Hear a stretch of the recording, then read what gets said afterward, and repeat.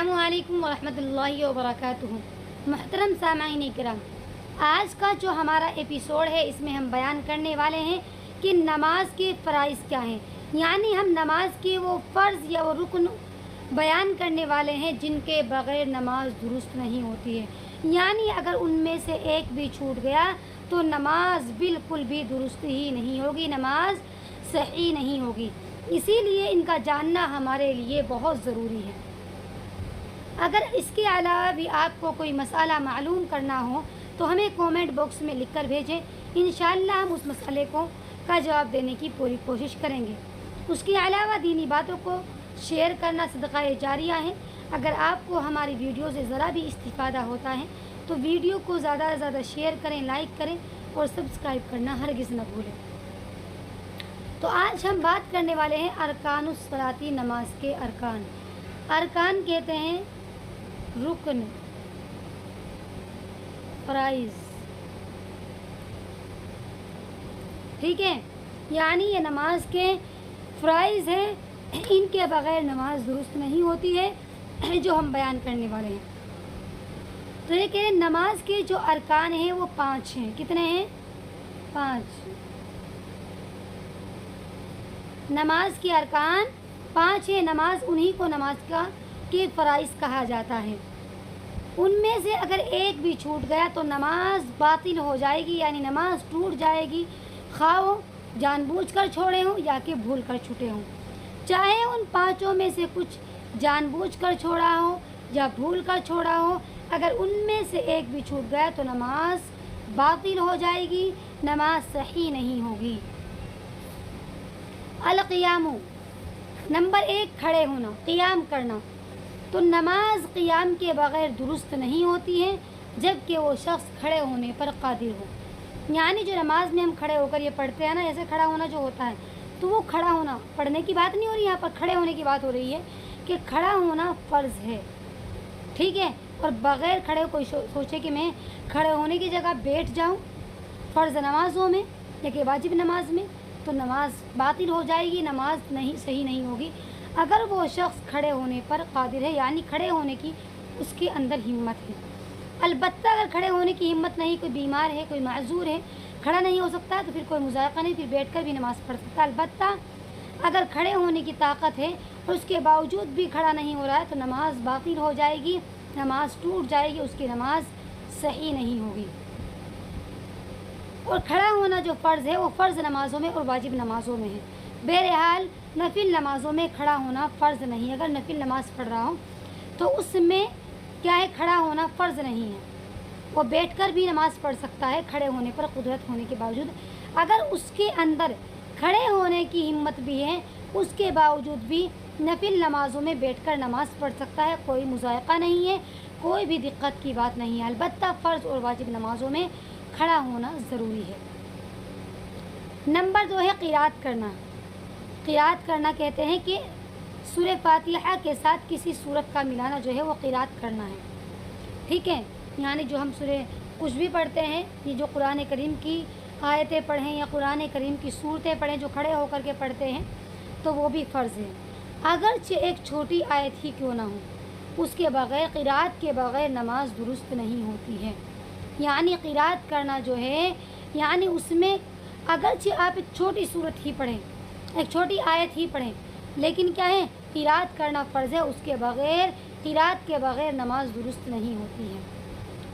उसके अलावा ये कह रहे हैं कि क़िराअत करना फ़र्ज़ की पहली दोनों रकातों में फ़र्ज़ है।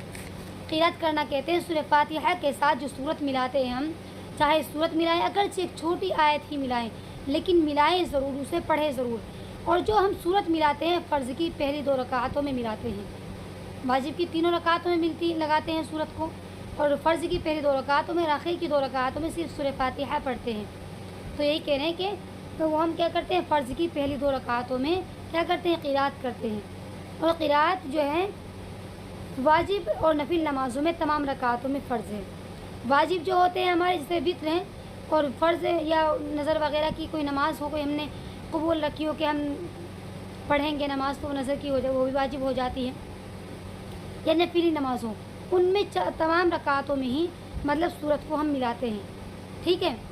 یہ کہہ رہے ہیں کہ جو مطلب قرات کرنا جو ہے، سورت جو ملانا ہے، وہ مصلی سے یعنی نماز پڑھنے والے سے ختم ہو جاتی ہے جبکہ وہ مقتدی ہو، بلکہ اس کے لیے مقتدی کے لیے قرات کرنا کیا ہے؟ مکروہ ہے۔ مطلب یہ کہہ رہے ہیں اگر کوئی شخص امام کے پیچھے نماز پڑھ رہا ہو تو پھر وہ قرات نہیں کرے گا، پھر وہ سورت نہیں پڑھے گا، بلکہ مقتدی کے لیے سورت پڑھنا مکروہ ہے۔ اس کے علاوہ کہنے کہ رکوع کرنا بغیر رکوع کے بھی نماز درست نہیں ہوتی۔ اگر کوئی شخص نماز میں رکوع کرنا بھول جائے تو کیا ہے؟ رکوع، ٹھیک ہے۔ نمبر 1 ہے قیام، نمبر 2 ہے قرات یعنی سورہ فاتحہ کے ساتھ سورت کو ملانا، نمبر 3 ہے رکوع۔ رکوع کے بغیر بھی نماز درست نہیں ہوتی ہے، ٹھیک ہے۔ یہ کہہ رہے ہیں کہ اور رکوع کا جو مطلب رکوع سے یہ جو فرض مقدار ہے رکوع کی وہ ثابت ہوتی ہے سر کے جھکانے سے۔ رکوع کی فرض مقدار سر کے جھکانے سے ثابت ہوتی ہے، اس طور پر کہ وہ اتنا جھکے کہ وہ رکوع کے یعنی جھکنے کے بالکل قریب ہو جائے۔ اور بہرحال جو رکوع کا جو مکمل طریقہ ہے وہ یہ ہے کہ سر اور پیچھے کا جو مقعد ہے ہمارے تو وہ دونوں برابر ہو جائیں، پشت ہماری کمر، ہمارا سر اور پیچھے کا جو ہمارا حصہ ہے وہ بالکل تینوں کے تینوں برابر ہو جائیں، یہی رکوع مکمل تبھی ہوتا ہے۔ سمجھ میں آ گیا؟ بہرحال لیکن جو رکوع کی جو فرض مقدار ہے وہ سر کے جھکانے سے بھی ثابت ہو جاتی ہے، یعنی اتنا جھک جائے انسان کہ رکوع کی حالت کے قریب ہو جائے۔ بہرحال لیکن جو مکمل رکوع ہوتا ہے وہ ایسے ہوتا ہے کہ انسان بالکل پلین ہو جائے، سر، کمر اور پیچھے کا حصہ بالکل برابر ہو جائے۔ اس کے علاوہ کہنے کہ سجدہ کرنا بھی نمبر 4 پر ہے۔ سجدہ کرنا بھی فرض ہے۔ یہ کہہ رہے ہیں کہ سجدے دونوں سجدوں کے بغیر ہر رکعت میں 2 سجدوں کے بغیر نماز درست نہیں ہوتی ہے۔ اگر کوئی شخص سجدہ کرنا بھی بھول جائے تو اس کی نماز باطل ہو جائے گی، اس کی نماز درست نہیں ہوگی، ٹھیک ہے۔ اور سجدے کی جو فرض مقدار ہے وہ یہ مطلب کس سے ہوتی ہے؟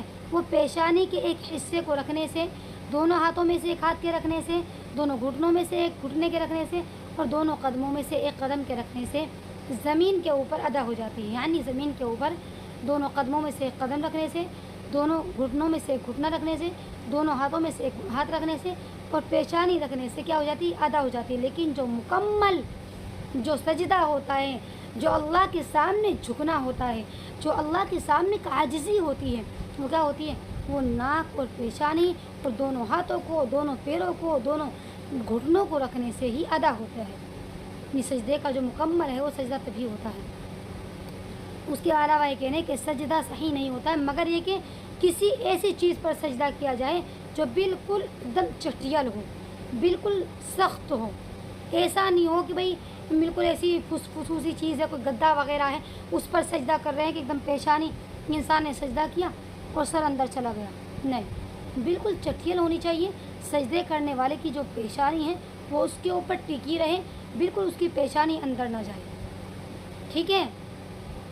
یہ کہہ رہے ہیں کہ اگر کوئی سجدہ کرنے والا انسان ہے وہ مبالغہ کرنا چاہے، وہ سخت سا تھوڑا سجدہ کرنا چاہے، وہ عاجزی دکھانا چاہے، وہ اور جھکنا چاہے تو اس کا مطلب ایسی حالت نہ ہو کہ اس کا سر اندر چلا جائے، اس کی سخت چیز پر سجدہ کرنا چاہیے، ٹھیک ہے۔ اس کے علاوہ یہ کہہ رہے ہیں کہ سجدے میں ناک پر رکھنے، صرف ناک کو مطلب رکھنے سے سجدہ نہیں ہوتا ہے، ہاں البتہ اگر کوئی عذر ہو۔ یہ کہہ رہے ہیں کوئی شخص سوچے نہ پیشانی رکھے نہ کوئی رکھ رہا، بس ناک تھوڑی اونچی اٹھی رہتی ہے نا، ناک کو زمین پر لگا لے، بس سجدہ ایسے ادا نہیں۔ سجدہ کا تو مطلب ہی یہی ہے انسان جھک جائے، بالکل انسان بالکل گر جائے اللہ کے سامنے، اللہ کے مطلب بالکل ایسا ہو جائے کہ میں اللہ تیرے سامنے پڑا ہوں۔ سجدے کا مطلب یہ ہے، سجدہ جو ہے سب سے زیادہ عاجزی والی چیز ہے، سب سے زیادہ عاجزی جو دکھائی جاتی ہے۔ ظاہر ہے کوئی انسان بھی ہو، انسانوں کے قدموں میں ہمیں کبھی نہیں پڑنا چاہیے، کبھی نہیں، لیکن اگر کوئی انسان کے قدموں میں پڑ جائے تو سوچ لیجیے کہ اس نے اپنی آخری حد بالکل پار کر دی ہے۔ تو اللہ تو اتنا بڑا ہے، اللہ کے سامنے اگر ہم سجدے میں جائیں گے، اللہ کے سامنے گر جائیں گے تو سمجھ لیجیے کہ ہم نے اپنی تمام اناؤں کو، تمام ہر طریقے کی اپنی ہر چیز کو ختم کر کے ہم اللہ کے سامنے گر گئے ہیں۔ تو سجدے کو جو کرنا چاہیے بالکل اچھے سے ہر چیز کو ٹیک کر کے، ہر چیز کو زمین پر رکھ کر کے تب کرنا چاہیے، تاکہ عاجزی کے ساتھ ہمارا سجدہ ادا ہو جائے، ٹھیک ہے۔ اور جو شخص کیا کریں، اپنی مطلب کسی پر ہتھیلیوں پر سجدہ کرے صرف، یا کپڑے کے ایک حصے پر سجدہ کرے، تو سجدہ جائز تو ہو جائے گا لیکن کراہت کے ساتھ ہوگا۔ کوئی شخص سوچے نا تو کچھ بھی نہیں رکھ رہا ہے، صرف ہتھیلیاں رکھ لی اور اپنا کپڑے کا کوئی حصہ رکھ لیا، اس حصے کے اوپر اپنے منہ رکھ لیا، اپنی ہتھیلیوں کے اوپر سر کو رکھ لے، ایسا کر کے رکھ لے، یا پھر کوئی کپڑا وغیرہ رکھ کر کے ایسے اس کے اوپر سجدہ کر لے، سجدہ تو ہو جائے گا لیکن کراہت کے ساتھ ہوگا۔ سجدے کا جو اصل مطلب ہے اپنے آپ کو مٹی میں ملا دینا، وہ نہیں ہوگا، وہ عاجزی نہیں آئے گی اس کے اندر۔ لیکن سجدے کے صحیح ہونے کے لیے شرط ہے کہ سجدہ مطلب یہ ہے کہ سجدے کی جو جگہ ہے وہ مطلب اس سے قدموں کی جگہ اونچی نہ ہو، ٹھیک ہے، سجدے کی جگہ جو ہے قدموں کی جگہ سے اونچی نہ ہو، ٹھیک ہے، نصف ذراع سے، یعنی ایسا نہ ہو کہ سجدے کی جگہ کو اونچی کر لے اور بیٹھنے کی جو قدموں کی جگہ وہ نیچی کر لے، ایسا نہیں ہونا چاہیے، بلکہ برابر ہونا چاہیے، یعنی نصف ذراع جتنا ہوتا ہے۔ بہت سے لوگ ایسے ہوتے ہیں کہ سجدہ کرنے کے لیے، جیسے مطلب فار ایگزامپل میرے سامنے ٹیبل رکھی ہوئی ہے، میں بیٹھ تو جاؤں نیچے اور سجدہ کر لوں اپنا ٹیبل کے اوپر، میرے قدم تو نیچے رہ گئے اور سر چلا گیا میرے ٹیبل کے اوپر، تو اس طرح سے صحیح نہیں ہے سجدہ کرنا۔ سجدے کا تو مطلب ہی یہی ہے کہ بالکل اپنے آپ کو نیچے گرا دیں، نیچے چلے جائیں بالکل۔ تو یہ کہہ رہے اگر اس سے زیادہ مطلب یہ ہے کہ نصف ذراع جتنا ہوتا ہے صرف اتنا، اس سے زیادہ نہ ہو، اس سے کم ہو تو تھوڑا بہت چل بھی سکتا ہے لیکن مزہ نہیں آئے گا، جو ایک اللہ کے سامنے جو گرنے کا مزہ وہ نہیں آئے گا۔ البتہ لیکن بہتر یہی ہے کہ کیا کریں، برابر ہونا چاہیے۔ ہاں البتہ اگر بہت زیادہ بھیڑ ہے، ٹرین وغیرہ میں انسان بیٹھا ہوا نیچے اور سجدہ کرنے کی ضرورت ہے، بہت زیادہ بھیڑ بھڑاکا ہو، تب ہو سکتا ہے تھوڑا بہت اونچی جگہ ہو بھی چل جائے گی۔ 5ویں ہے بیٹھنا، کیا ہے، قاعدہ کرنا،